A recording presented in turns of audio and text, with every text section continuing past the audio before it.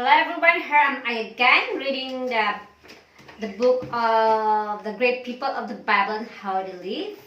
So we're still in the Seekers of the Promised Land in part 1, chapter 3. Part 1, chapter 3. Let's see. Yeah, part 1, chapter 3. So the story is in Egyptian Interlude, Joseph and his brothers. So, under Joseph's protection, the Israelites migrate into Egypt in a prelude to the great drama of the Exodus. So one of the patriarch and favorite son of Jacob, young Joseph, was sold into slavery by his jealous brother. So from the calamity, he rose to become the most powerful minister of Egypt and rescuer of his people. So the later Israelites, Joseph's life demonstrated that the Lord could reveal his purpose through the adversity as well as success. Joseph was born to near Haran in northern Mesopotamia during the 18th century BC. So Jacob's 11th son, shortly after his birth, the family moved to Canaan, where his mother Rachel soon died following the birth of her second son, Benjamin. So Jacob had 2 wives and 2 concubines, but his deepest love had been for Rachel, and he made no secret of it or of his extraordinary love for her firstborn, Joseph.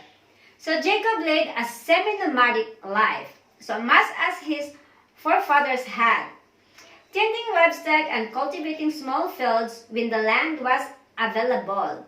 When his older sons were grown, they assumed most of the shepherding duties. So their life was not easy, for the flocks required constant attention. So young Joseph had his own responsibilities. If his older brothers were grazing the sheep near the main camp, he carried fresh bread and goat cheese to them. He also helped to herd the animals into the stone-walled sheepfold in the evening. As he grew older, he took turns standing night watch over the flocks, so armed with sling and a club. By the time he was 17, he was sharing all the duties of a shepherd with his brother. So Joseph's older brother represented the youngster, and their jealousy intensified when their father gave Joseph a luxurious long robe with sleeve instead of a short sleeveless tunic such as they wore. So moreover, Joseph's sometimes arrogant behavior did nothing to lessen their anger. So Joseph kept a small field of wheat or barley near the main camp at Hebron. So each year his son assisted in harvesting the grain, so reaping it with flint-edged scythes, then tying into the bundles or sheaves. So one day, during the harvest, Joseph began to tell of his dreams. "Hear this dream which I have dreamed," he said to his brother. We were binding sheaves in the field, and look, my sheaf arose the stones upright, and behold, your sheep gathered around it and bowed down to my sheaf. In those days, people regarded dreams as divine prophecies of future events. The brothers saw the meaning of the dream clearly enough and responded angrily. "Are you indeed to reign over us?" they demanded, and they hated him yet more than his dream and for his words. Sometime later, Jacob's older sons were pasturing their father's flock in Shechem, but 60 miles north in their home. Jacob sent to find out where they were, so taking a few days' supply of bread with him, the youth headed north through the highlands around Hebron. Next is sold into slavery. When Joseph finally arrived at the plain of Shechem, he looked for his brothers there until a man told him. The man told him, "So they have gone away, for I heard them say, 'Let us go to Dothan.'" So Joseph warily headed another 20 miles northward until he reached the large plain where Dothan was located. Through this plain ran one branch of the main intercontinental highway connecting Asia Minor and Mesopotamia with Egypt. Several wells and citizens' battleship pits had been dug in the area to provide water for many travelers who passed that way. So when Joseph was still at a distance, his brothers recognized him by his long robe.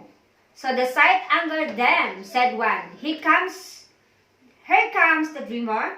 Come now, let us kill him and throw him into one of the pits. Then he shall say that wild beasts had devoured him. So only Reuben argued against killing Joseph. He had seen among the wells one nearby that had dried up. So let us not take his life. He said to his brother, shed no blood, cast him into the pit, but lay no hand upon him. So the brothers did what Reuben had suggested. Instead of killing Joseph, they seized him, stripped off of his robe, and cast him into the pit. Then apparently, satisfied with what they had done, they sat down to eat their bread and cheese. In the pit beneath them, Joseph contemplated the slow death that almost certainly awaited him. Far in the distance, caravan was approaching Dothan from the east. So when it came closer to them, Joseph's brothers looked up and saw a line of nearly 100 donkeys bearing loads of gum, fragrant balms, and rare spices. The caravanners were Ishmaelites from Gilead, distantly related to the Hebrews through Abraham's oldest son Ishmael. So they were headed for Egypt. So as the caravans drew near, a thought crossed Judah's mind. He remembered that occasionally the Egyptians bought slaves from Asiatic traders. So what profit is it?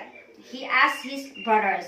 If we slay our brother and conceal his blood, come let us sell him to the Ishmaelites. So Judah's argument seemed reasonable enough, and his brother agreed. So they lifted Joseph out of the pit and sold him to the traders for 20 shekels of silver in the form of ingots. So the transaction was time-consuming, for a shekel was not then a simple coin that could be counted quickly, but a unit of weight. So the brothers watched the Ishmaelites very carefully as the silver ingots were measured against the bronze and stone weights the traders carried with them.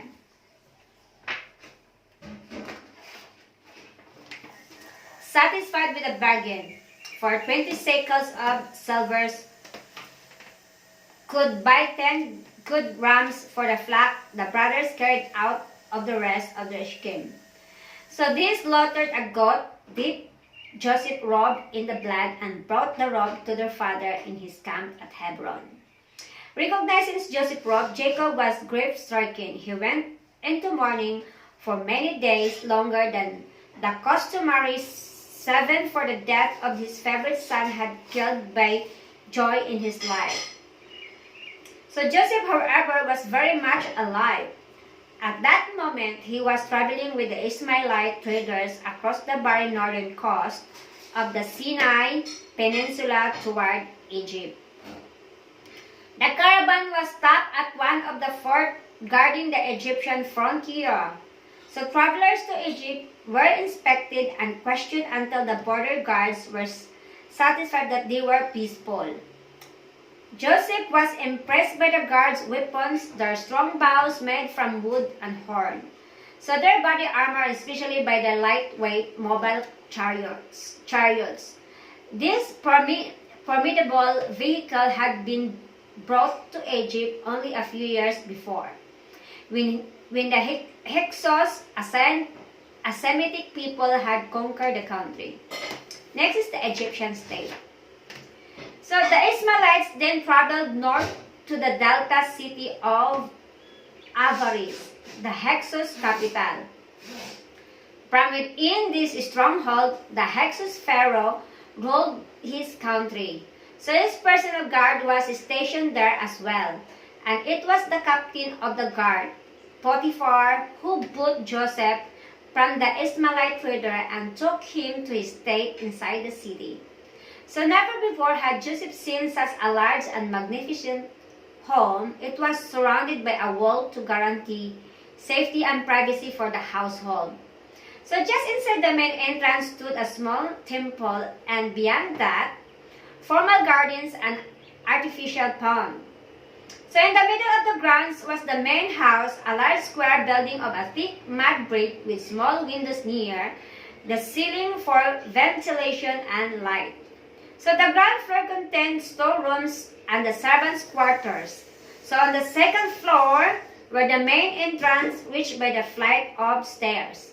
So a central hall, a dining room, and bedrooms. Potiphar's family lived here and on the roof garden above.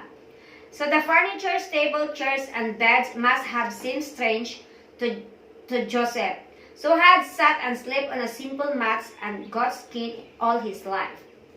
So beyond the main house was a group of one-story sheds containing the slaughterhouse, so stables, bakery, and brewery, grain silos, kitchen, and slaves' quarters. There too was the service entrance where tradesmen delivered whatever fresh vegetables and dairy product the state could not produce itself. Joseph probably began his service to Potiphar in the section of the state. So he maybe worked in the bakery, kneading dough and shipping it into the loaves, some of which were baked. So other loaves were sent to the brewery where they were mashed and mixed with water, so then allowed to ferment into a better beer in a large stone rocks. So perhaps he worked in the slaughter's house, butchering cattle. So at any rate, Potiphar quickly spotted Joseph, honesty and efficiency, and gave him more responsible duties, eventually promoting him to overseer the entire state. But Joseph's comparatively happy situation soon came to an abrupt and dramatic end. Now Joseph was handsome and good-looking. So and after a time his master's wife cast her eyes upon Joseph and said, "Lie with me, Joseph." Joseph refused. But Potiphar's wife persisted. One time she caught hold of Joseph's white linen cloth and pulled it from him. Joseph hurriedly ran from the house, his garment still in his mistress' hands. So furious, she summoned the men of the household and said that Joseph had tried to seduce her. As proof, she showed her husband the loincloth Joseph had left behind. So Potiphar was enraged and had Joseph thrown into jail. Next is interpreter of dreams. Despite his situation, Joseph's faith and spirit were not dampened, and even in prison his talent for organization was quickly recognized. In a short time, the warden put him in charge of his fellow prisoners.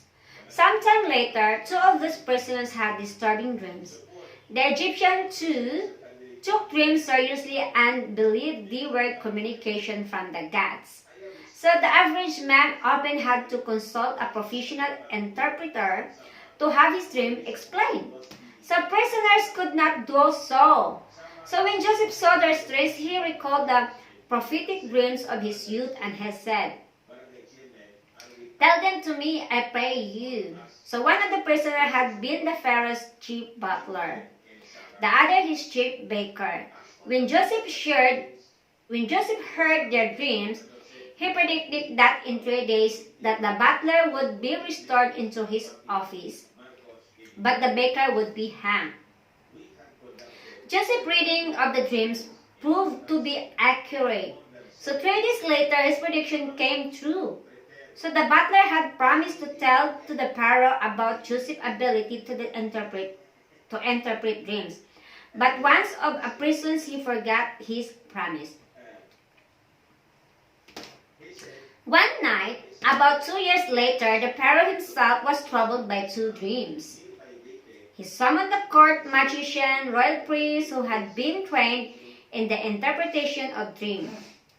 and asked them for an explanation. When they failed to explain the meaning of the dreams, he called other magicians in Egypt, but they failed too. Finally, the Pharaoh butlers remembered Joseph and told his masters how accurately the Hebrew had interpreted his and the baker's dream. So Joseph was immediately summoned to the royal palace, where the ruler told him of his dream. I was standing on the banks of the Nile, he said, and 7 cows, fat and sleek, came out of the Nile and fed in the reeds grass, and 7 other cows came after them, poor and very gaunt and thin. And then thin and gaunt cows ate up the first 7 fat cows. But when they had eaten them, they were still as gaunt as the beginning. So the second dream had a similar tone, but it concerned ears of grain rather than cattle. Both dreams, Joseph explained, had the same meaning. There would be 7 years of plenty in Egypt, followed by 7 years of famine. He advised the Pharaoh to select a man discreet and wise and set him over the land of Egypt, and to take the 5th part of the produce of the land of Egypt during the 7 plenteous years. So the food shall be a reserve against the 7 years of famine. So the Pharaoh was so impressed by Joseph, advised that he ask him to the vizier or prime minister of all of Egypt, so that everyone would recognize Joseph's authority. The Pharaoh had him dressed in a fine white linen gown and wear a ceremonial gold necklace and signet ring bearing the Pharaoh's official seal. So when Joseph had to travel, he rode in his own splendid chariot. The Pharaoh also gave Joseph a wife, Asenath. She later bore 2 sons, Manasseh and Ephraim. Joseph was suddenly a man of high position related by marriage to the nobility. Indeed, at the age of 30, he had become the second most powerful person in Egypt. Next is grain for the hungry. As he had foreseen, Egypt enjoyed 7 years of plenty. When the Nile overflowed in its bank and irrigated the land and food grew abundantly, meanwhile to prepare for the predicted famine, Joseph sent overseers throughout the country to collect a 5th of the produce every farmer. So huge granaries were built in every major town to hold his contribution.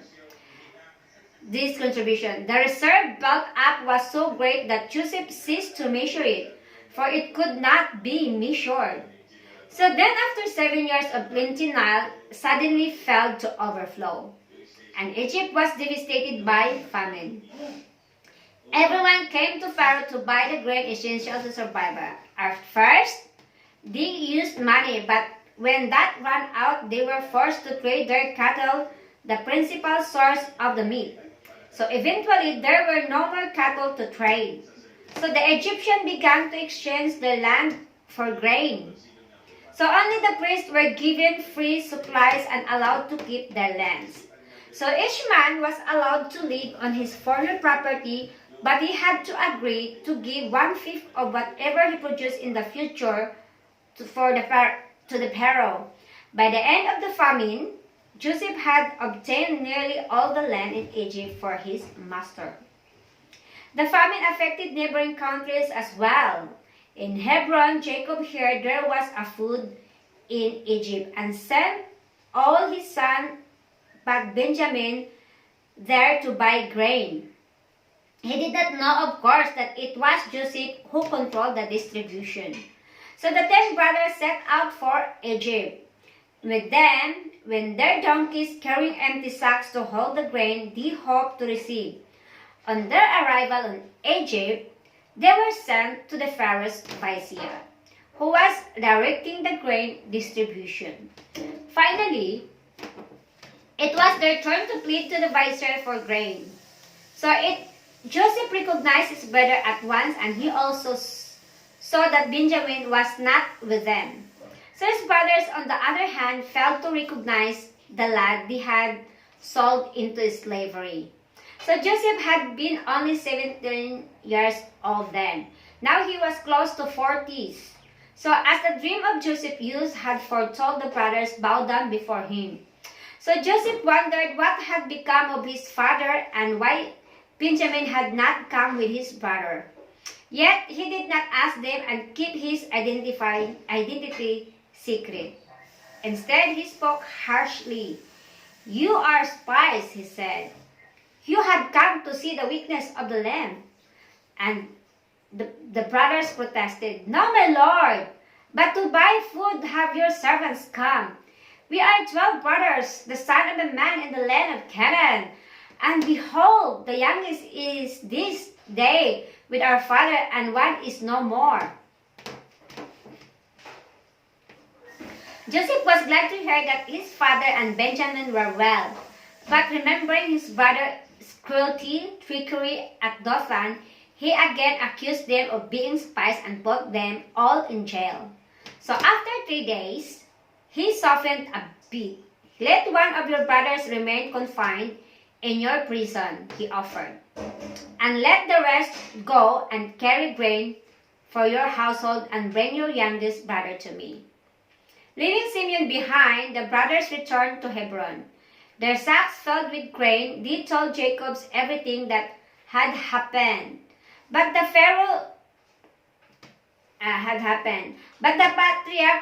patriarch refused to allow Benjamin out of his sight.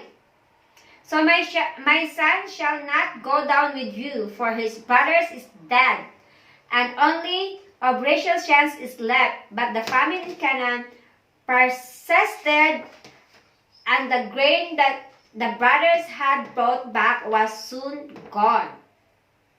At last, Jacob reluctantly agreed to let his son return to Egypt with Benjamin. So Joseph was deeply moved when he saw the boy with his brothers. He turned to his steward and commanded, "Bring the men into the house, and slaughter an animal and make ready, for the men are to dine with me at noon." So Joseph freed Simeon, who had been held hostage at all this time, and then invited all the brothers to have dinner with him in his palace. The brothers was afraid, as was customary before entering Joseph's house. There they offered him some present from their father and bowed down to him to the ground. Joseph began calmly asking, "Is your brother well?" But when he looked at Benjamin, he was overcome with emotion. Hurriedly, he left his bewildered guest and found a room where he could weep unseen. Then he washed his face and came out, and controlling himself, he said, "Let food be served." So Joseph, a master of the house, sat apart from them all. His brothers were seated according to age, with a small table for food placed near each of their chairs. So when everyone was properly seated, the servants served the meal. The brothers were impressed by the variety of the foods offered them. Juicy figs, dates, and grapes grown on Joseph's estate were carried in alabaster platters. There were also apples, relatively new to Egypt and strange to the Hebrews. So cucumbers, beans, carrots, and lettuce dressed in oil were brought in with the main course, which was beef butchered in Joseph's own slaughtered house. They were also offered duck, pigeon, and quail, which Joseph himself hunted. So the meat and other dishes were flavored with onion, garlic, and accompanied by loaves of bread. So there were no knives or forks. The guests ate with their hands, which they washed in basins of water brought by the servants after each course. So red and white wine sweetened with honey and beer were served with the food. Next is Brothers Reunited. So the dinner is completed. So Joseph uttered confidentially orders to his steward. "Fill the men's sacks with food, and put each man's money in the mouth of his sack and put my silver cup in the sack of the youngest. So the silver cup was sacred divining vessel that commonly used in Egypt for predicting the future. So water was poured in the cup, then oil, and the future was divined by interpreting the suggestive shapes of oil made on the water. Soon after the brothers had begun their long journey back to Hebron, Joseph called for a steward. "I'll follow after them," he commanded, "and when you overtake them, say to them, 'Why have you stolen my silver cup? You have done wrong in so doing.'" So the servant quickly caught up with the brothers and accused them for taking the cup. So the brothers, dismayed by the dramatic turn of events, protested their innocence, but the cup was found in Benjamin's sack, and they were all brought back to Joseph's house. There Joseph told the terrified brothers, "Only a man in whose hand the cup was found shall be my slave. But as for you, go up in peace to your father." So Judah pleaded with Joseph. "If I come to my father," he explained, "and the lad is not with us, he will die. Now therefore, let me remain instead of the lad as a slave to my lord, and let the lad go back with his brother." So when Judah stopped speaking, Joseph, no longer able to control his emotions, cried, "Make everyone go out from me." So everyone left the room except his brother. Then, alone with them, he said, "I am your brother, Joseph, whom you sold into Egypt. And now do not be distressed or angry with yourself, because you sold me here. For it was not you who sent me here, but God. And he has made me a father to Pharaoh, and lord of all his house, and ruler over all the land of Egypt." Then he embraced and kissed his astonished brothers, and they all wept. Next is settlers in Goshen. The Pharaoh hearing of the reunion was pleased. So he summoned Joseph and told him to say to his brother, "Load your beasts and go back to the land of Canaan, and take your father and your household and come to me, and I will give you the best of the land of Egypt. Take wagons for your little ones and for your wives, and bring your father and come." So the brothers set off once again for Canaan. This time they rode into 12 Egyptian carts that were filled with provision and drawn by pairs of oxen. When they arrived in Hebron, they told their amazed father, "Joseph is still alive, and he is a ruler over all the land of Egypt." So Jacob, his children, and all their children excitedly packed their tents and possessions in the wagons, and with their blacks made the long trip to Egypt. So there Joseph welcomed his aged father with joyful embraces and tears. Then he took Jacob before the Pharaoh. The ruler invited them to live in the land of Goshen, a fertile region in the northeast Nile Delta, not from avarice. It was an excellent grazing area, well suited to the semi-nomadic life of the patriarchal families. Jacob blessed the Pharaoh. Then Joseph settled in his father and his brother and gave them a position in the land of Egypt, in the best of the land. Oh, it's already full. Oh my goodness. It's not finished yet and it's already full. For many years, Jacob's family grew and prospered in their new home. When Jacob knew that he would soon die, he called his sons together and blessed each one in turn. So after his death, Joseph physically embalmed the corpse, the Egyptian customary procedure for preserving the bodies of the dead. So Jacob was mourned for 70 days, and his body was carried to Canaan, where it was buried in the family tomb, the cave in the field Machpelah near Mamre. After the funeral, the family returned to Egypt. Joseph lived long enough to see another generation reach adulthood. He had long since forgiven his brother and continued to provide for them and their families. So near the end of his life, he called his family together and told him, I am about to die, but God will visit you and bring you up out of his land to the land which he swore to Abraham, to Isaac, and to Jacob, and you shall carry up my bones from here. When Joseph died, his body was embalmed as Jacob had been, but it remained in Egypt, waiting for burial in the promised land. So that's the last of the story.